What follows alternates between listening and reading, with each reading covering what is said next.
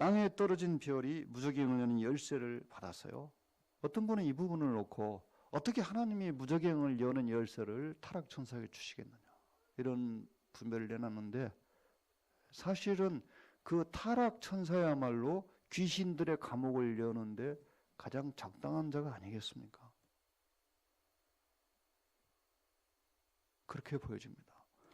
그래서 이제 감옥이 열렸어요.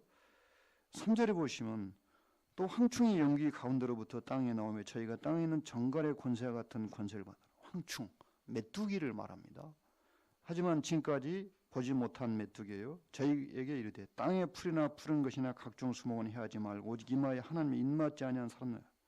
자, 여기서 이 풀이나 푸른 것, 또 나무를 어떤 분이 이 사람이라고 해석했어요. 그런데 그 해석이 왜 문제가 되냐면은 그 다음에 바로 하나님께서 사람을 말씀했습니다. 그렇다면 이 앞에 있는 대상들은 사람이 아니라는 거죠. 그냥 정성적인 풀이나 나무예요. 또 메뚜기가 주식으로 하는 것은 식물입니다. 그런데 그 메뚜기를 누가 조종하느냐?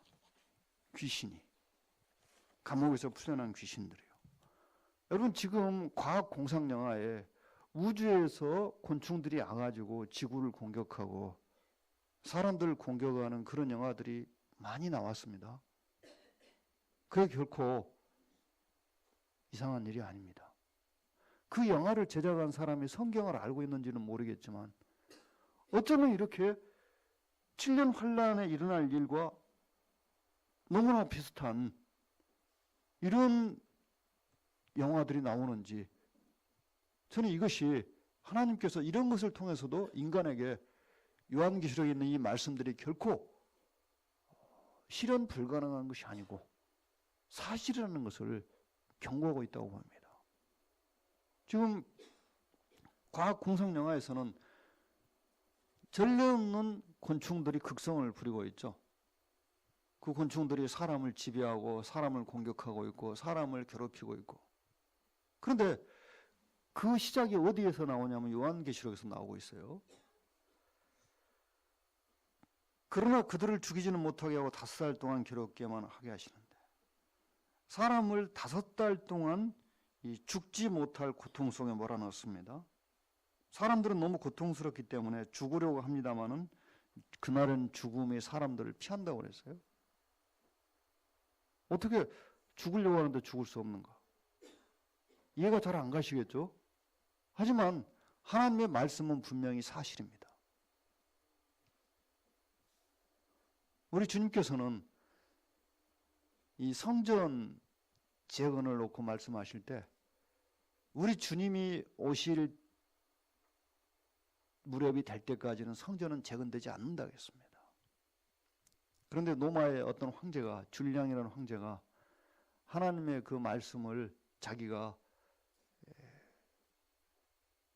바꿔보기 위해서 유대인들을 동원해가지고 성전 재건을 시작했습니다.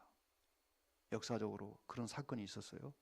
그래서 유대인들이 은그릇까지 동원해가지고 흙을 퍼날리고 성전터에다 성전을 재건하는 공사를 시작했습니다.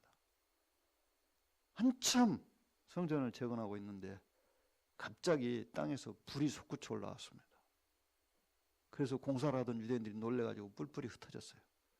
그리고 그때부터 성전 재건 공사는 중단됐습니다. 사람들은 엄청난 이 재앙을 당한 후에야 하나님의 말씀을 인간이 거부하는 것은 불가능하다는 교훈을 배웁니다. 우리 그리스도인들이 빨리 배워야 되는 그것입니다. 하나님의 말씀은 어떤 경우에도 모두 사실이다.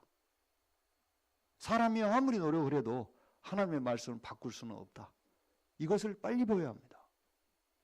그렇다면 하나님의 말씀을 진실이라고 믿는 사람들이 복된 사람들인 것입니다. 그 말씀을 요상하게 해석하고 그래서 말씀이 경고하고 있는 것을 피해가려고 한다든지 혹은 말씀을 거부하려고 한다든지 이런 노력은 처음부터 하지 않는 것이 지혜로운 것입니다. 황충들의 모양은 전쟁을 예비한 말들과 그 머리에 금 같은 면류관 비슷한 걸 썼으며 그 얼굴은 사람의 얼굴 같고 대단히 기괴한, 지금까지 본 적이 없는 메뚜기입니다. 그런데 이들이 전쟁을 예비한 말들 같다는 것은 어떤 이 황충의 그 용맹성을 말하는 것 같고요. 그 다음에 면류관을 썼다는 것은 인간을 지배하는 권세를 받았다는 것입니다. 또 얼굴과 같다는 것은 지성적인 피조물들이라는 거예요. 그러니까 이건 단순한 곤충이 아니에요. 귀신이 조종하는, 인간을 5개월 동안 괴롭히기 위한 특별한 곤충들입니다. 전례가 없는, 아직까지 지상에 출현한 적이 없는. 하지만 지금 사람들은 그런 곤충들이 언젠가 지구를 공격할 것이라는 그 영화를 많이 제작해서 사람들로 하여금 보게 하고 있습니다. 또 여자의 머리털 같은 머리털이 있고 그 이는 사자의 이 같으며 또 철중갑 같은 흉갑이 있고 그 날개들의 소리는 병과 많은 말들이 전장으로 달려 들어가는 소리 같으며 또 전갈과 같은 꼬리와 쏘는 살이 있어 그 꼬리는 5살 동안 사람들을 향하는 권세가 있더라. 하나같이 이 황충의 모양은 정말 무섭고 또 용맹하게 보입니다. 여자의 머리털, 유혹하는, 여자의 이 긴 머리는 사람들을 유혹하는 성질이 있죠. 그래서 이 머리카락을 가리켜서 제2의 얼굴이라고 그랬어요. 헤어스타일이 어떻게 달라지냐에 따라서 그 사람의 미가 달라집니다. 그렇지 않습니까? 머리를 빡빡 깎은 여인에게 관심을 나타내는 남자는 없습니다. 그 다음에 사자, 흉포한 것이 특징이죠. 그 다음에 철중갑, 가슴, 치명적인 급소를 보호하는 것이에요. 이 황충들은 공격에 쉽게 죽지 않는다는 거예요. 그 다음에 이 날개치는 소리는 사람들에게 두려움을 자아냅니다. 꼬리, 정갈이 꼬리로 독을 집어넣죠. 그런데 이 전갈의 독이라는 것은 인간이 견딜 수 있는 최고의 고통입니다. 전갈에 쏘는 그 고통은, 그보다 더 큰 고통은 인간이 견딜 수 없는 고통이라고 합니다. 그러니까 자연 세계에서 인간이 당할 수 있는 가장 큰 고통, 그게 전갈이 쏘는 고통이에요. 쉽게 표현하면요, 여러분 요로결석 걸려보셨습니까? 칼로 아랫배를 이렇게 찢는 것 같죠? 또 식중독 걸려보셨습니까? 식중독은 좀 걸려보신 분이 있을 거예요. 근데 식중독 걸리면 얼마나 아프냐면은 창자를 이렇게 꼬는 것 같습니다. 근데 그것이 5개월 동안 계속된다. 그리고 그 식중독 고통, 요로결석 고통이 산통과 같습니다. 굳이 표현하면. 근데 산통을 5개월 동안 당한다. 우리 자매님들이 5개월 동안 산통을 겪는다면 어떻게 말할까? 아이고, 하나님 차라리 저 데려가 주십시오. 그러시겠죠. 그런데 그것이 전 세계적으로 그 당시 생존한 모든 사람들이 온다는 거예요. 저에게 임금이 있으니 무저갱의 사자라. 히브리어로 아바도니오, 헬라어로 아볼루온이라. 자, 황충들의 임금, 아볼루온이라는 이 단어는 사단을 가리키는 단어입니다. 그래서 그 무저갱을 여는 열쇠를 가진 자가 사단일 가능성이 크다는 것이죠. 그러니까 성경은 어떤 원칙과 충분한 근거를 가지고 해석하는 것이지 상상이라든지 즉흥적인 느낌으로 해석하는 것이 아닙니다. 이렇게 이 황충의 우두머리, 또 무저갱을 여는 자가 왜 사단인가? 이 말씀들을 쭉 살펴보면 여기에 해답이 나와 있는 거예요. 아무 근거 없이 마귀라고 해석하면 안 돼요. 그런데 이 황충의 우두머리가, 황충을 조종하는 자가 마귀를 가리키는 아볼루온이라는 단어가 쓰였어요. 3번의 하 중에 이제 첫 번째가 지나갔습니다. 첫째 하는 지나갔지만 둘째 하가 또 둘의 화가 남아있다고 그래서 6째 천사가 나팔을 불면 내가 들으니 하나님과 금단 네 뿔에서 한 음성이 나서 나팔가린 여섯째 천사에게 말하기를 큰 강 유브라데 결박한 내 천사를 놓아주라. 내 천사가 놓였으니 그들은 그 연월 일시에 이르러 사람 3분의 1을 죽이기로 예비한 자들이더라. 자, 하나님과 금단은 이 땅에서 박해를 당한 성도들을 생각나게 해주죠. 제단 밑에 있는 영혼들이 자기들의 이 원통함을 풀어달라고 기도를 드렸던 저기서 계시록 6장에서. 그런데 이제 그 금단에서 한 음성이 나와가지고 유프라테스 강에 결박되어 있는 내 천사를 풀어놓으라고 그랬어요. 이들은 분명히 타락 천사입니다. 이들을 왜 결박해놨느냐? 연월 일시에 이르러서 인류의 3분의 1을 죽이기 위해서. 계시록 6장 8절에서 세계 인구의 4분의 1이 죽었습니다. 여기서 3분의 1이 또 죽는다면 세계 인구는 환란 초반의 인구의 절반으로 감소됩니다. 이 천사들은 풀려나자마자 이제 온 세상에 전쟁을 일으킵니다. 여러분, 교회에 분열을 일으키고 교회를 싸우게 하는 것은 절대로 성령님으로부터 온 것이 아닙니다.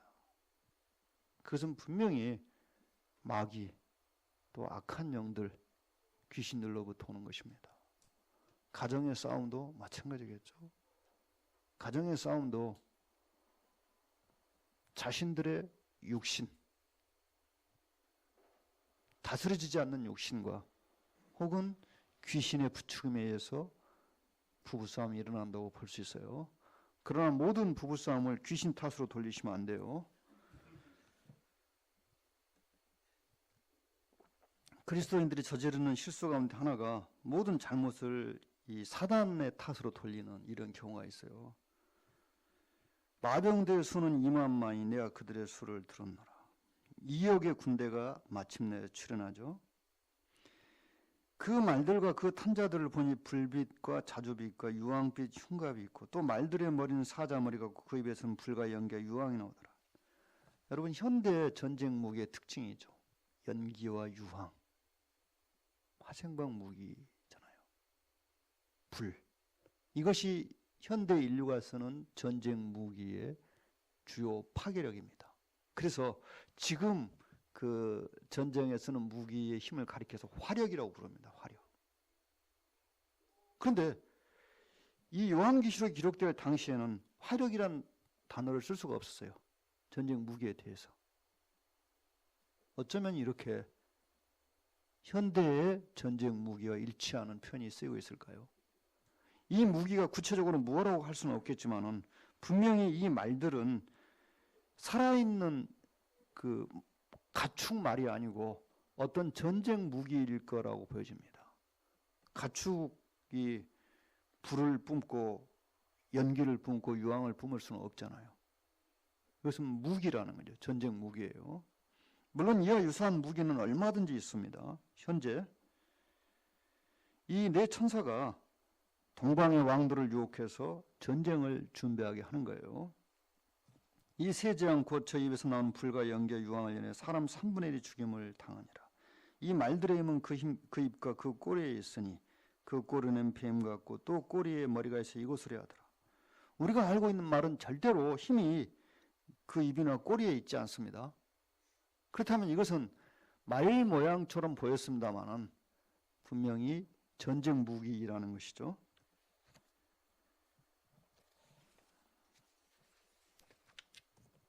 20절 보실까요? 이 재앙에 죽지 않고 남은 사람들은 그 손으로 행하는 일을 해결치 아니하고. 자, 이런 엄청난 재앙을 당하고도 사람들은 자신의 잘못을 인정하지 않고 오히려 우상을 섬기고 또 자신의 죄들을 회개하지 않는다는 것입니다. 그리고 이들은 귀신 숭배에 빠져 들어갑니다. 아마 이 당시에 회개하는 사람들은 엄청난 대가를 지불해야 될 거예요. 사회로부터 추방당하고 직장을 잃고 왕따를 당하고 결국은 죽을 것을 각오해야 되겠죠.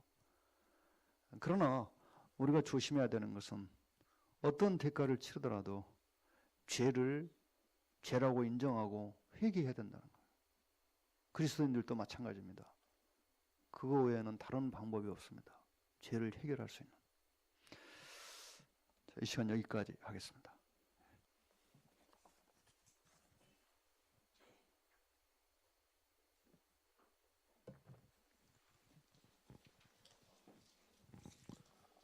예, 10분 쉬셨다 하겠습니다.